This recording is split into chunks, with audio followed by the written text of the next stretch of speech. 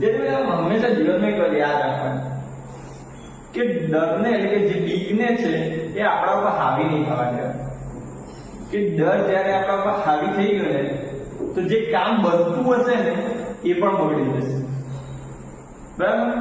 ડર નોર્મલી કોઈ પણ વસ્તુ કરો તો ડર તો લાગે નોર્મલી છે, પણ જો ડર આપણા ઉપર હાવી થઈ ગયો ને તો હું કહું છું કે એ કામ બનતું છે એ પણ બગડી જશે.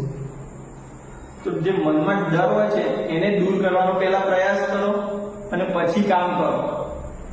સફળતા તમારા હાથમાં. શું? સફળતા તમારા હાથમાં. ચલો આ સફળતા હોય ધોરણ 10 ની સફળતા લેવાની છે, ઇવન ગ્રેડ લાવવાનો છે ને, આ ટાર્ગેટ હંમેશા 100 માંથી 100 રાખવાનો. આપણે એમ જ હોવો જોઈએ 100 આઉટ ઓફ 100, એટલે કે 100 માંથી 100 આવવા જોઈએ. હા, ચલો હવે આગળ વાત કરીએ.